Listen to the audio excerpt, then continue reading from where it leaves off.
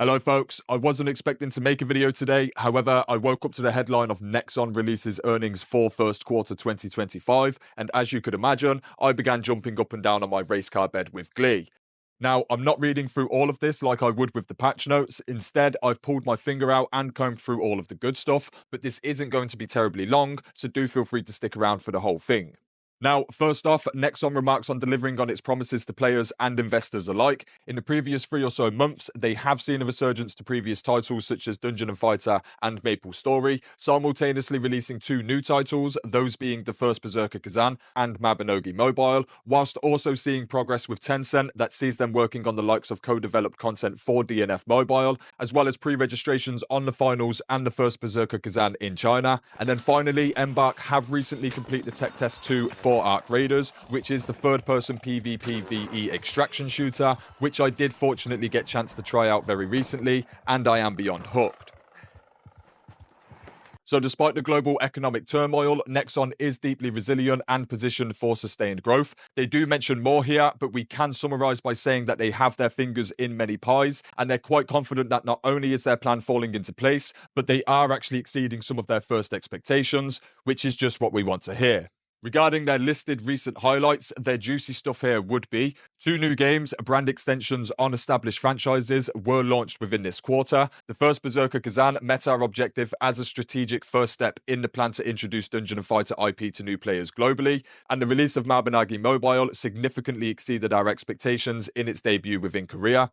Nexon and Tencent are making progress in our partnership for increasing the presence of Nexon IP within China. Under the recently established co-development agreement, new content for Dungeon & Fighter Mobile will be released in China later this year. Additionally, pre-registration has opened for 2 Nexon titles Tencent will publish in China, those being the first Berserker Khazan and the finals. This is pretty huge news, as both of these titles are very likely to do quite well with a Chinese audience, and we could very well see some form of spike in Khazan's popularity later on this year, which would obviously just be very good for the Khazan community as a whole. Now, there's plenty of info in regards to how each individual title has performed, but what we really want to know is how our boy Khazan is doing, and it's all right here. The game made its global debut on March 28th with strong ratings from both players and critics alike. Whilst the first quarter revenue was below our outlook, the game achieved our objective as a strategic first step in a multi-year plan to introduce Dungeon & Fighter IP to a global audience, which set the stage for 2 new titles, Project Overkill and Dungeon & Fighter Arad, expected by 2027, which we will talk about in just a few moments, folks. Additionally, our publishing partner Tencent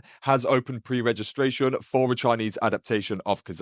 Now, the document does go on to detail more in regards to shareholder returns, predictions for the second quarter, and ultimately gives us a very good insight to just how Nexon are doing in the grand scheme of things. I'm by no means an expert, and truth be told, some of this jargon is somewhat going over my head, but the general gist is, financially, things are solid and stable, but we're predicted to be slightly better in certain areas. However, popularity and hype is at a somewhat all-time high, and the recent success has laid down solid foundations for future titles, which is what we're going to discuss right now. So, as for Dungeon & Fighter Arad, this has been announced for some time, and there are a handful of different trailers and articles touching on this game already. It looks to be an MMO set within the Dungeon & Fighter universe, but honestly, I started to climb down into its rabbit hole, and I realized the deep dive probably wasn't worth the effort for this video, so we will just wait and see what we hear in the future on that one. But as for possibly the most interesting element of this entire document, at least for us gamers, would be the announcement of Project Overkill. This has also been in the works for some time, and it would appear that the recent stability within Nexon will allow for them to iron this out fully, and we can expect it within the next couple of years or so. I didn't want to dive down this rabbit hole either, but my immediate first impressions were that both of these titles had been announced or in the works for some time, and there does seem to be some speculation about indecisiveness within Nexon. Of course, just recently we have been receiving unparamounted levels of transparency, so let's hope this does continue, and in the near future we do receive some more reassuring news regarding both these upcoming titles.